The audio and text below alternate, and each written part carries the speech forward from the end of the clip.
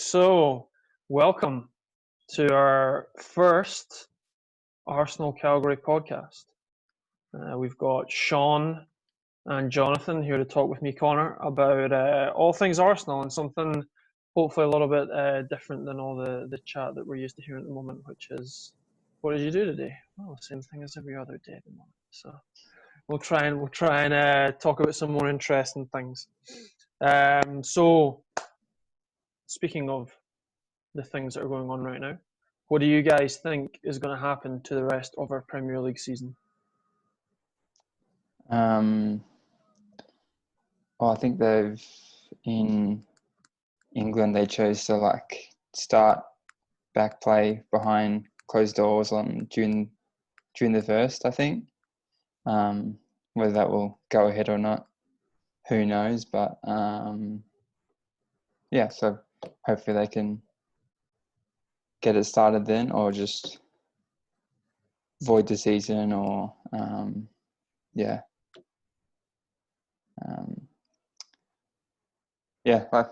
that's my point of view. But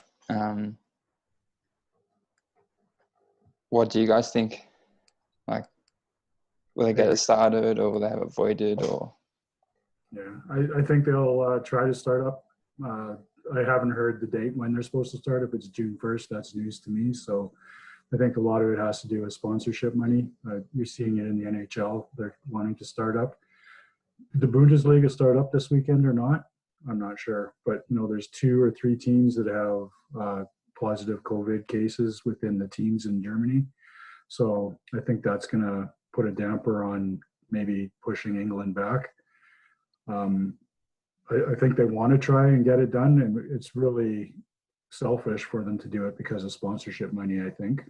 But I can't see them finishing the season unless they're going to push the season into next season and shorten next season. I can't see it happening. And so what do you guys think then if, like you're saying, Jonathan, if there's other forces at work in the background and there's, people have their hands tied a little bit and they have to make the games happen? Do you think the solution of having the games at neutral venues behind closed doors, do you think that's an acceptable solution? I think so. I don't think the supporters will be too happy about it, but if they want to finish the league, they're going to want to finish it however they can. And if that's putting it into neutral sites and no spectators, but there's still a lot of people that are going to show up to those games. There's not just the players, then you have all the support staff, and they're coming and going in somewhat tight quarters. I've been fortunate to be in the dressing room of the Arsenal and the visiting dressing room. There's a lot of room, but with the number of people that are going to be there, I just don't think to keep these players sequestered for another 8 weeks, is that going to be feasible and reasonable to do? I'm not sure. Yeah. And Sean, what do you think about I think to Jonathan's point, there's going to be a lot of people in there. Do you think the players would be able to keep their 2 meters or 6 feet or whatever it is that we're meant to keep in these days, or do you think they're too sociable? Do you think the camaraderie in the dressing room and stuff, are they even capable of following the guidelines? And and you think about it in training, how are they going to perform in training when they're meant to keep this distance and then play a game where it's going to be impossible? Yeah, probably not. Because in regards to training wise, each player's been training by themselves, just on separate pitches. In regards to neutral venues, it probably affects the teams lower down the table, because they need the crowd to cheer them on and stuff. And personally, I don't think they'll avoid it because we've played one less game than Man U, Chelsea, City, and Liverpool, and then I think it's Sheffield United have played one less game, and then Aston Villa, I think. So they can't like they can't relegate someone who's played one less game, or like with the top four too. Like, well, that's kind of the same rule.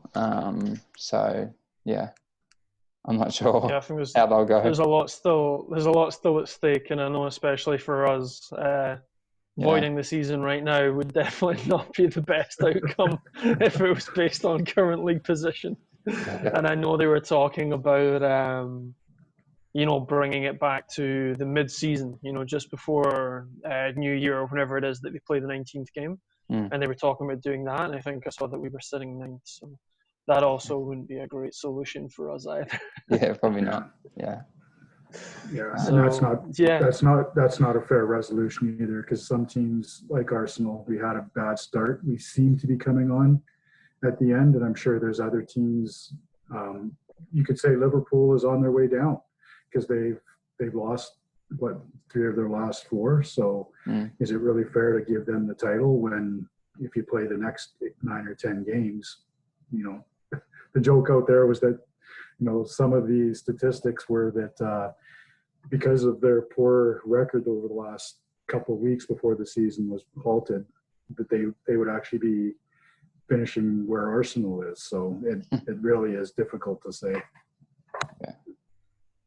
Yeah, I think we can all agree it would definitely be a stretch for City to jump Liverpool at the top of the table.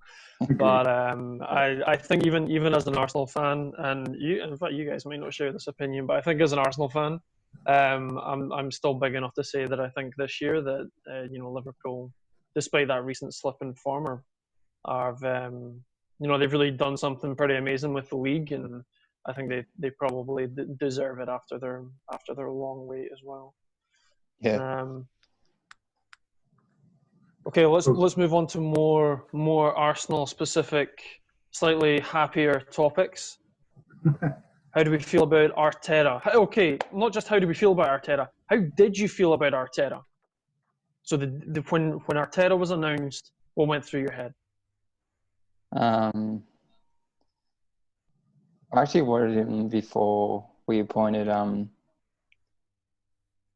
Unai, mostly because he's been working under Pep, and then Unai's record wasn't that great really. Besides being at PSG, but they win it in France every year. Even though he did also win the 3 Europa Leagues back to back with Sevilla. But yeah, when he was appointed, I was happy, but I was just unsure what was going to happen. Would we still go downhill, or would we start playing better? And from what I've seen, we've been playing much better than when he came in. Conceding less shots and less goals. Overall, I was pretty happy. When the news first came out, I wasn't happy. I was actually quite vocal about it before when the rumors were out there that it was going to be Arteta, and this was 4 weeks before it was actually announced, and Arteta's name had been thrown around. Ancelotti had been possibly thrown around. I think it was before Mourinho signed with Tottenham. I wouldn't want Mourinho, but I just didn't think Arteta had enough experience. He's only been out of Arsenal for 3 or 4 years, and I'd want him to have more experience. But it's been a great surprise. I'm still holding out hope. Arteta started the same way. Unai Emery started the same way, maybe even a little bit better than Arteta. He's got a 500% or 50% winning percentage. He's won, 6 of the 12 games he's been in, or 8 of the 16 matches he's been in charge in. So I think give him another full season and get his own signings in there. But this whole thing has just been, with the COVID-19 rearing its ugly head, has really thrown a wrench into what our plans would like to see. But originally, I wasn't impressed, but he's really surprised me. He's brought a lot of that pep fire that Guardiola has at City, and he's brought his winning ways. And unfortunately for Arteta, he never really experienced that at Arsenal. He had some good runs, but that's kind of been the way Arsenal's been for the last, you guys no longer, probably 10 years at least. So, yeah. Yeah, agreed. And from my perspective, actually, I remember the build up to Arteta coming in, and I was probably a little bit similar to both of you in that I was worried. This guy has no top level managerial experience. He's like, God, he must still be one of the youngest managers, if not the youngest manager in the Prem, I would imagine. I know there's a couple of young ones now. And it's scary, especially for a club in our position. We lost our identity for the most part under Emery, and even in the later years of Wenger, as he tried to find a solution to something that I think was partly on him and probably largely not on him.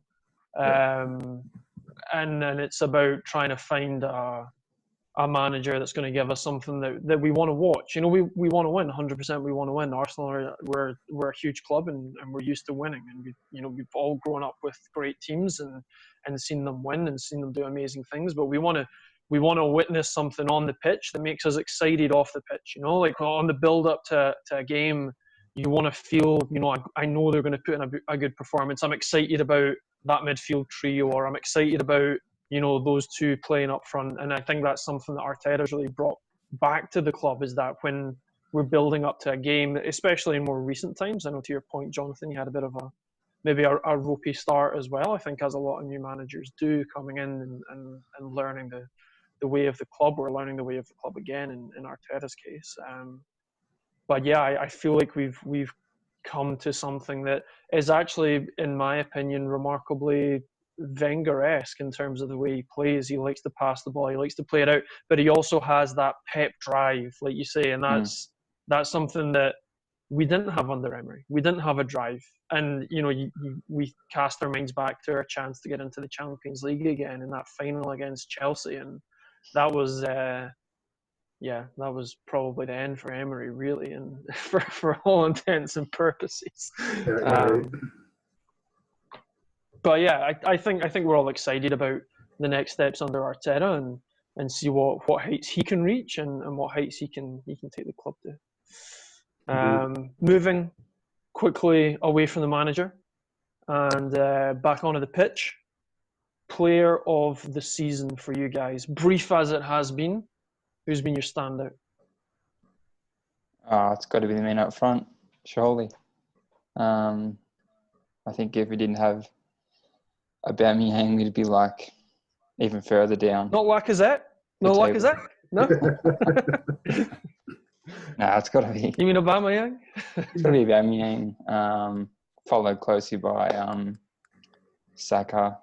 I think he's been outstanding. Like, he's got more assists than Robertson at Liverpool, who's meant to be the top left back. So but surely it's got to be the man up front. Yeah, I'm going to go to the opposite end of the pitch and go with Leno. Leno kept us in some games early on in the season, and he continues to impress back there. He doesn't have that great a defense playing immediately in front of him. I think the defense has improved under Arteta, but I think we'd be in a worse position without Leno. We've had somewhat balanced scoring. I know we really rely on Aubameyang, but having Lacazette, Saka has picked it up, and to see the way Pepe has really come along since the new year has really been impressive as well. But I have to go back to the back. So it's not a player; it's a goaltender, and I hate saying that goaltenders are the skill of the team or the people that you put your hat on, but it's kind of the way Arsenal always was. We had Lehman, we had Seaman. You go back years, we've always had good goaltending, and I don't think we've had that the last 5 or 6 years. So nice to see Leno in there. We have a bit of confidence. Yeah, I couldn't agree more with that from both of you, actually. I mean, Sean Aubameyang is, I think he's somewhere in the 60, 65 goal range in under 100 games for the club. I mean, it's been a long time since we've had a striker that can boast that kind of conversion. And then Leno at the back, to your point, Jonathan, we've had our, Szczesny's, and who else have we had? Almunia and Fabianski, and we've not had, and Cech, credit to Petr Cech coming in the sort of twilight of his career. He was very steady for a couple of seasons for sure, but Leno's really stepped up, I think, this season and towards the end of last season, and he seems to be communicating a lot better with the defense as well, which is exciting, and getting them to help him, because to your point, Jonathan, I think our defense, nobody who's an Arsenal fan would claim that this is the best defense we've ever had. So I think it's good to give them the confidence though to play their game, because we do have defenders who like to play football. Some of them, David Luiz, risk that he can be. He likes to play football. He likes to get forward. He likes to play some passes, and he's not going to be able to do that if he doesn't have that confident goalkeeper in behind him. Yeah. And I tell you, if you watch the Leno's highlight reel from the season, I bet there's some absolute crackers in there. Yeah, I did. I watched some highlights for the season. I have to go back to last year, that double save he made against Tottenham. Yeah, it's crazy. Exactly. And I thought that was this season. That's how long ago the season seems to be. But yeah, I give Aubameyang lots of credit, because he hasn't had a great midfield to get him the ball forward, but he can still make plays. The consistency is great from him.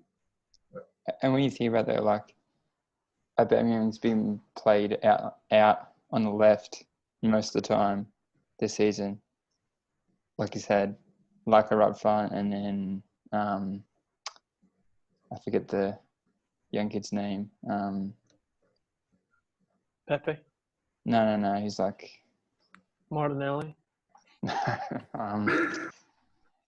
Nketiah. Eddie. He's going to play out the front as well. So when you consider he's joint top scorer in the league and being played out on the left wing, it's pretty.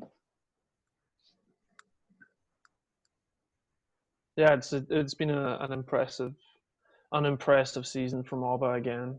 Yeah. One player I actually want to shine a light on and get your guys' opinion on is we'll call him the polarizing character in midfield, Mr. Granit Xhaka. How do you guys feel about Mr.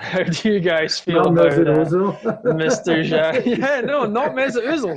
And it actually, in many ways, in recent time, it actually hasn't been Mesut Ozil. Ozil is what it is. I think he's got a year left on his contract, and I still think he's been a great servant to the club. But more recently, we had some real turmoil with Granit in the midfield, and there was obviously the incident involving the fans, and he was stripped of the captaincy. How do you guys feel? The manager and the team and the player himself have responded to that situation. I think Arteta's handled it well, because ever since he's came in, Xhaka's probably been in the top 5 players in the team.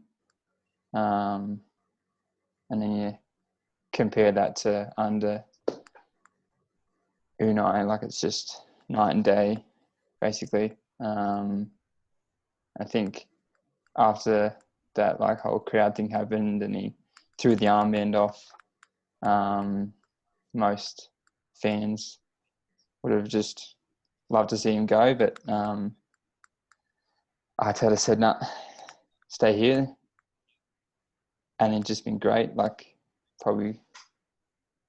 probably in the top 5 players since he came in. So, yeah. I'd agree with that. He started the season.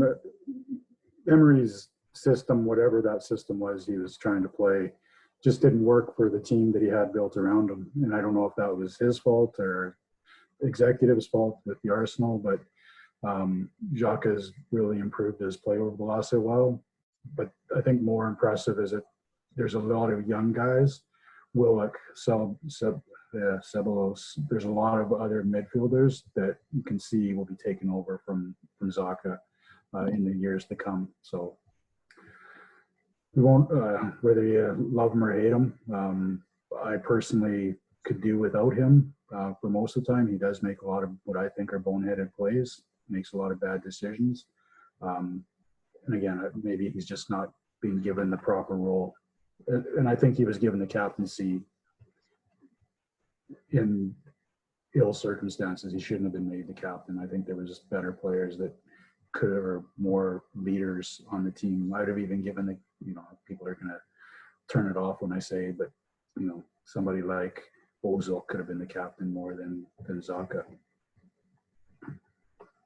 Yeah, I must admit it was one of the more unique circumstances. The way that I read and listened about it was that the way they decided Xhaka was going to be captain was that they basically got all the players in a room and made them vote.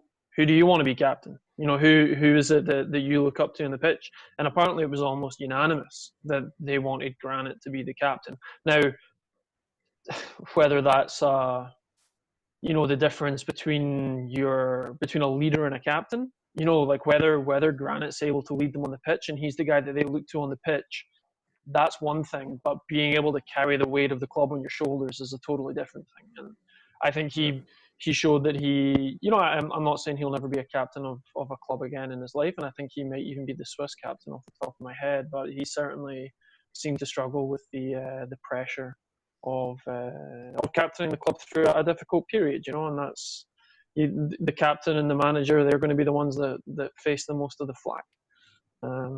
But yeah, I'm excited to see him back playing a little bit better, and I would agree with you both. I think he's been one of the standout players under Arteta, which is exciting and helps to get the fans back on side as well. Just very briefly, I think we will touch on your captain of choice, Jonathan.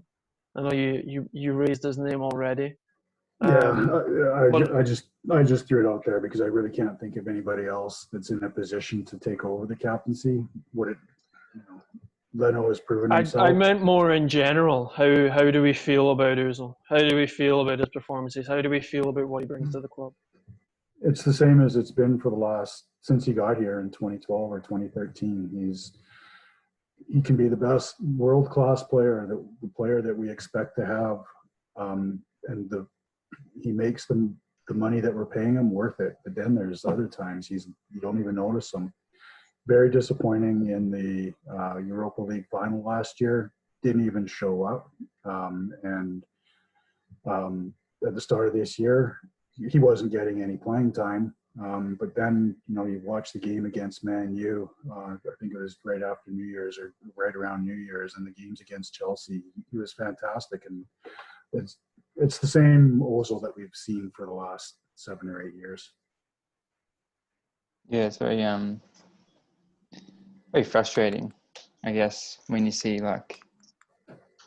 what he does at home, and then when we go away, he's just very shy and just never shows up, but sometimes he just goes missing, and that's not what you expect from a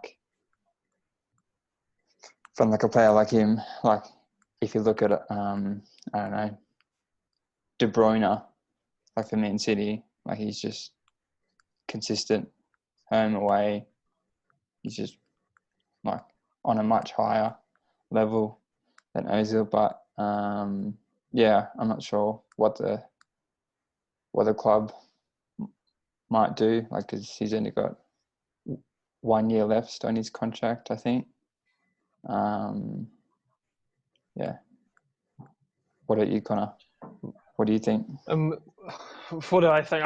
I think I remember the day that we signed him as a Ozil, and I was first of all surprised that we didn't sign Cesc back, at the time, because I think Cesc was sort of in the market. And I was wildly excited because I enjoy watching Germany play, and I watch some Bundesliga as well. And I'd seen Özil play in Germany. I'd seen him play for Germany. I'd seen him play at Real Madrid, and like what a talent. And he's been German Player of the Year like an unprecedented number of times, 6 or 7 times or something like that. You ask their squad who's the best player, they all say Mesut. You ask the guys behind the scenes at Arsenal, who's the most technically gifted player in the team, Mesut.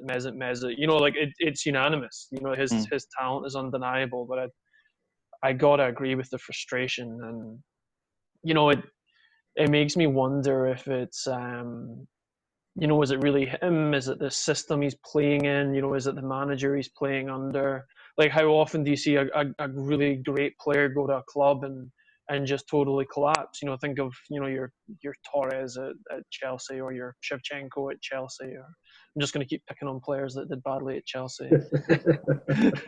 but it's not always necessarily the player and the talent. Sometimes it can be the structure that they're in. And Yeah. he did have that one season. I'm trying to think if it was 5 or 6 years ago now, where he must have had. I think he was only one off the all-time assists in the Prem, and he lit up the Premier League that year. And I think he's been single-digit assists ever since then. He was on track to become the fastest 100 assists. He was doing all of these incredible things, and the one thing I do disagree with, although it does come across a lot of the times when you're watching him, is the theory that he's lazy on the park. I don't think he's lazy. I don't think he's a lazy player at all. Yeah.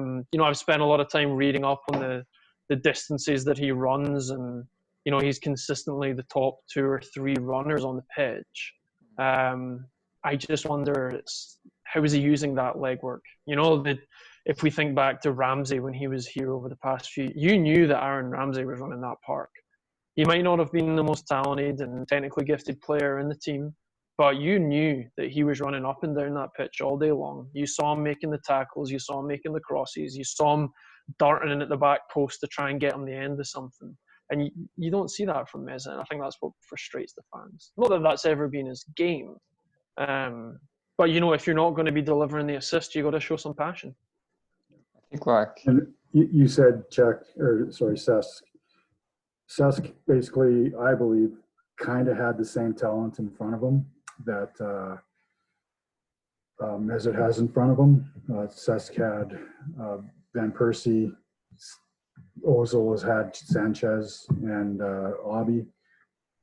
So to me, there's really no reason for him to be any worse than Cesc was, and he's not as good as Cesc was in an Arsenal red color. I think. Oh, it's funny. I mean, we can just add him to the list of players that whose careers fell apart since they moved to Chelsea, right? Yeah. And Giroud. Giroud. That's a good call. Okay, so speaking of sort of signings and players coming and going, and new players, and I guess slightly older players, who do we think needs to come and go in the summer? And I know, obviously, let's speculate that it's a normal summer transfer window, and let's ignore the current circumstances that are affecting the sport right now, and just say that we get a regular summer transfer window. How do you guys see that shaping up, and who would you keep? And well, let's not start with who you keep, because that would be a long list. Let's start with who you get rid of and who you bring in.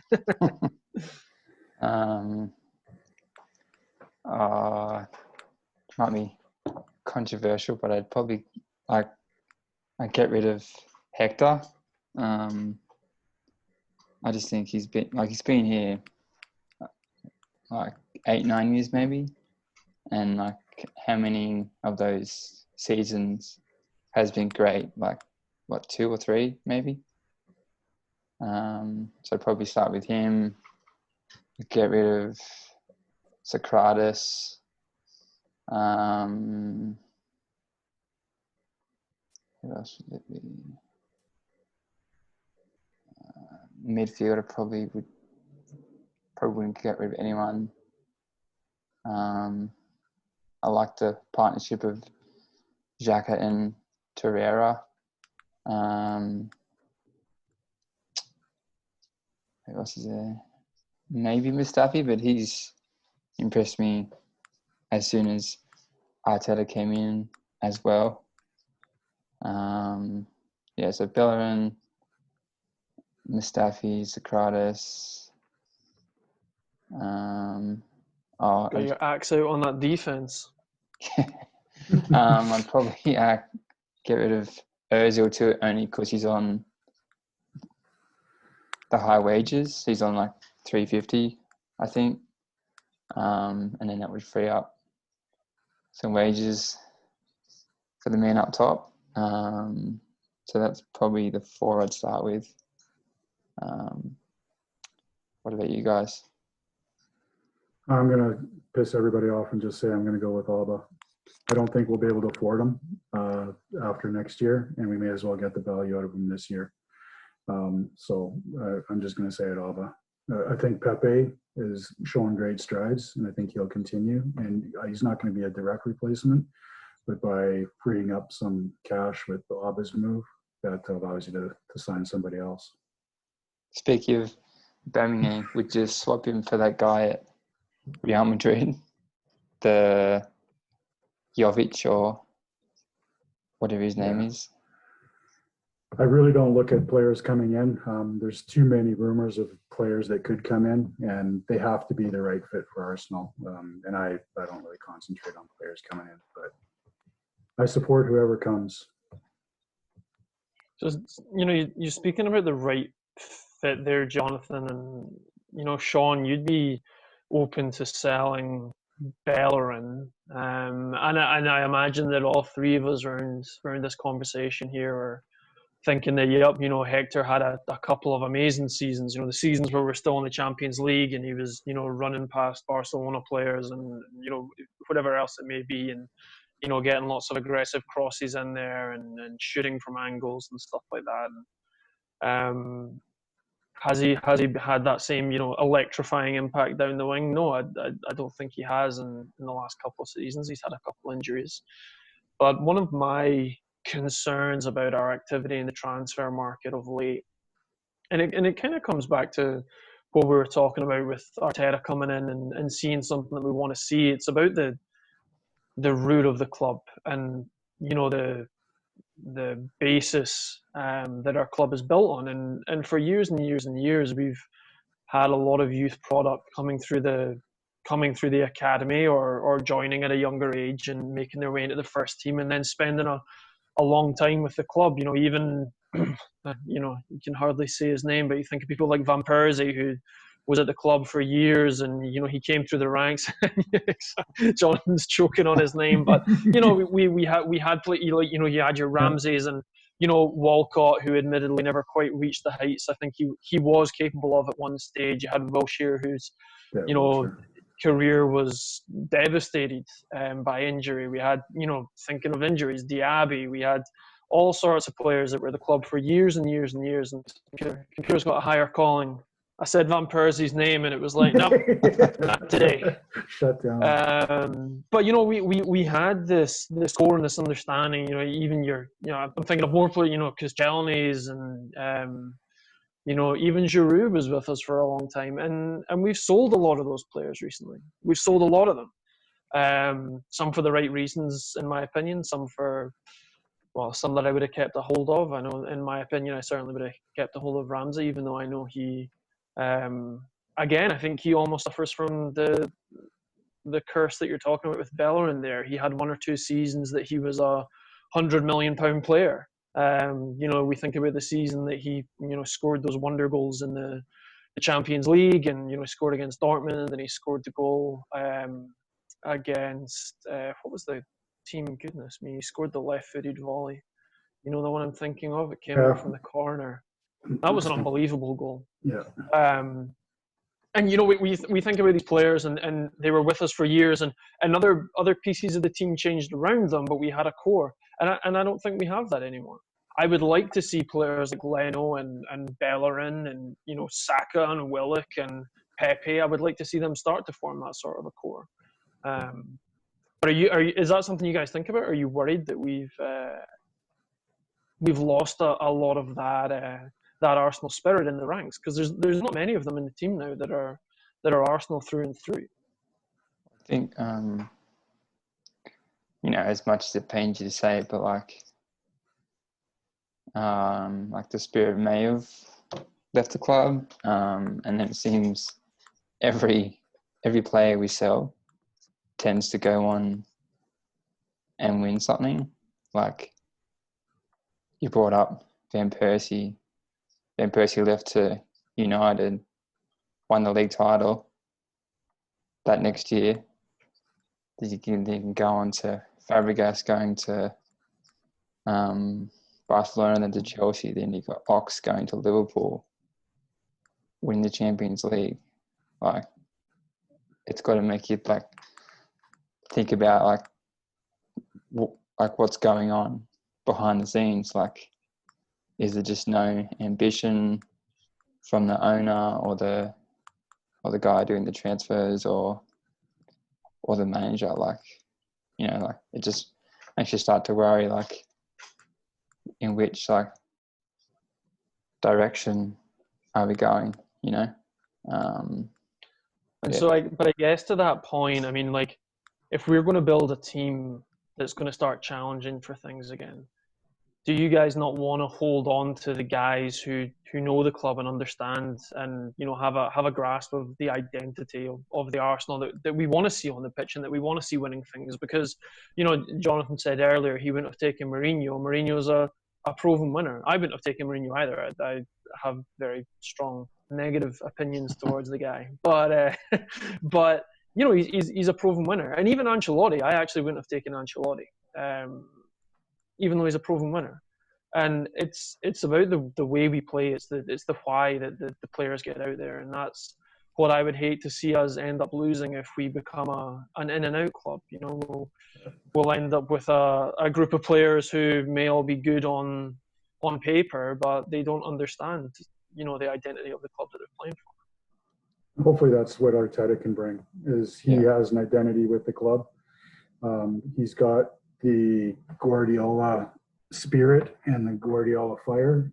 He's brought a winning attitude from City, which totally surprised me. And hopefully he can start to build the club the way we want it, the way we as supporters want it to be built. And hopefully he'll be listened to by the executive, because I still think the executive has too much power on this club. I think Arteta did like a live talk with Ian Wright, and he said, like, if I have to convince someone to stay or sign at the club, then like he shouldn't sign them, because they should want to come to the club to play for the club, not to like come for the money or just like kind of like Ozil, or like he's been great for like 1 or 2 years and then just get like a huge contract and then like just not live up to his talent, basically.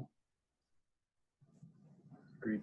Yeah, and I think the club will do well to stand behind Arteta in that stance, because we are a huge club, and I think players for the most part, and you see it in the players that we have just now.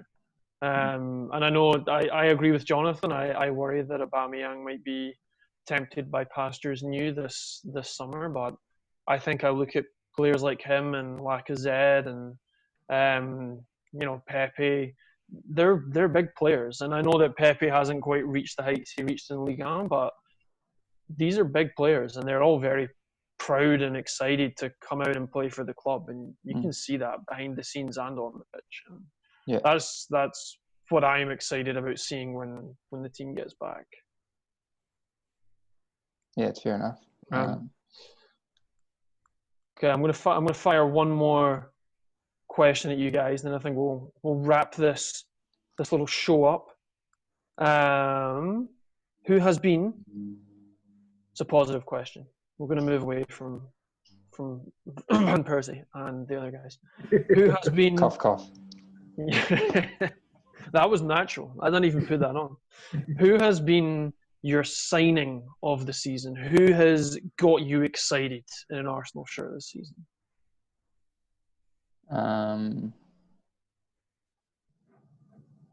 For the money we paid, probably Martinelli. And he's like paid like $4 million or something from Brazil. I think every Arsenal fan's opinion when we signed him was like, oh no, who's this 17-year-old rookie from Brazil? And then ever since he got like his chance in the first team, then he's just taken it. I think he's on, not sure how many goals he's on, but it's been fantastic. He's just got frightening pace, which people hate. So yeah, I'd have to go with Martinelli. Yeah, I agree. That was I wrote down a couple names, and Martinelli came to the top. I wrote down Pepe as well, but we overpaid for Pepe, I believe, at where he's at. Conor, you mentioned that he lit up League of One. You have to remember League of One, and I know you know this. League One is totally not the competition that the Prem is. So he is going to struggle to fit in to the pace and the pressure that you're going to face. But Martinelli has shone above anybody else that we brought in for sure, and especially considering we got him for what seems like a bargain. Hopefully he can be one of those players that steps up and, we've talked about Ozil, we've talked about Xhaka. I can see Martinelli being one of those core guys that we might be able to build our team around with some of the other younger players that we have. Yeah, I think there's a good group of young players coming through as well. So you got Saka, Martinelli, Willock, and Nketiah. So there's like 4 or 5 of them who are coming through and pushing like A-grade players, and then like doing better than him, which is kind of scary. But who's been your signing of the summer, Conor? I can't believe you guys managed to stay in your seat talking about Martinelli. To be honest, that kid. Are you kidding me? That kid, the kid from Brazil. Oh my days! And it's been a long time since we've had a player come in and just really wow the fans. And almost every time he's played, he's been the player that I've looked to and been like, he's going to create something. He might not score, but he worries people. He kind of reminds me of a young Wilshere or a different position, obviously, but the effect he has on the opposition. Or even a young Walcott, or even Oxlade-Chamberlain when he was younger. God, the kid had pace, and people were afraid to go near him. And Martinelli has that same effect on people. He's 18 years old. He's not afraid to run at people. He's not afraid to shoot. He can turn and shoot quickly. And God, yeah, that pace though. I mean that goal against Chelsea. Yeah. Running how quickly did he run the length of that pitch? Yeah. You put him alongside a younger Walcott or whatever else, like they would have been tasked on that one. So yeah, hands down Martinelli. I wouldn't even have cared if we paid 50 million for him. I still would have said he was a signing of the season. I would have expected him to play more for that kind of money, but I still would say he was a signing of the season. I think Pepe has a huge amount of potential to really cause some damage in the Premier League. I think we've seen flashes. I feel like that's like an Arsenal fan's broken record rhetoric. We've seen flashes, but we have seen flashes. Yeah. And I hope he can bring that to life a lot more often when football resumes, because he's I was watching an interview with, I think it was Alba and Laka the other day, and they were talking about who the the guys that they don't really want to play against in training, or who's the guy that's, you know, causing people trouble in training. They were both just like Nicholas, like, you know, he's tying people in knots and, you know, sending them home with their tail between their legs, and that's what you want from a winger, right? You want someone who's going to challenge people, and he's got frightening pace as well. So yeah, I'll be excited to see how he comes through. I think the other player as well, I know he's not a new signing, would be Saka. I think Saka, you know, you guys have already called him out. He's been immense since he's had the chance to sort of stake his claim on the team, and you know, I remain optimistic about the defence when the season gets back up and running.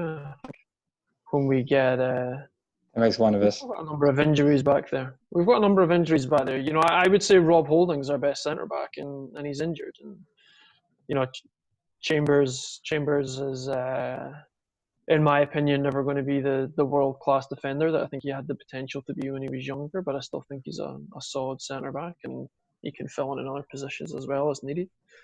And yeah. I would definitely hold on to Bellerin as well. And I would as well.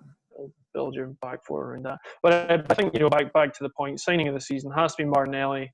The kid is fire, and long may he stay at Arsenal, because I believe he's destined for really great things. I think on Martinelli, like, besides his like speed and his like shooting ability, I think it's just his mentality. Yeah.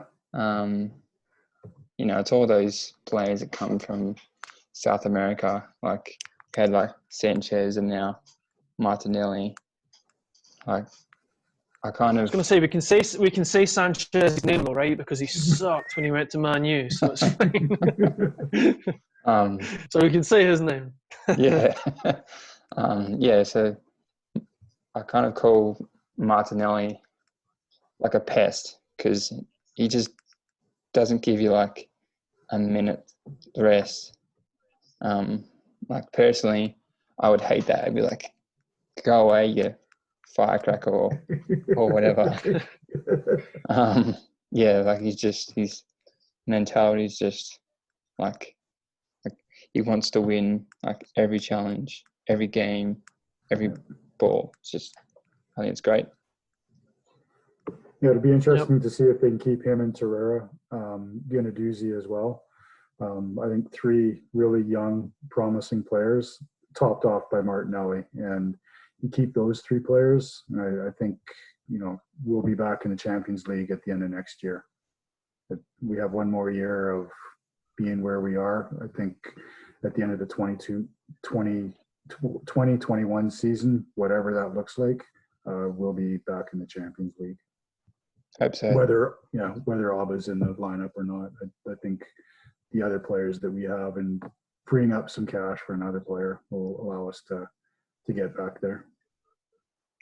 And do I say it? We win the Prem in 2022. That's been recorded now, Jonathan. So we're going to hold you to that one. Well, Liverpool. Well, thanks for taking the time to share your opinions on all things Arsenal and something slightly non-Arsenal tonight, guys. And exciting to hear that we're all just taking the Wenger approach by the sounds of things. We're trusting in the youth. Scary, scary, isn't it? Runs in the club, obviously. Well, thanks for but yeah, thanks again for your time. Yeah, you guys did a great job in getting this set up. Thank you very much. No problem. For sure. Okay, have a great evening, guys. We'll talk soon. Right. See ya.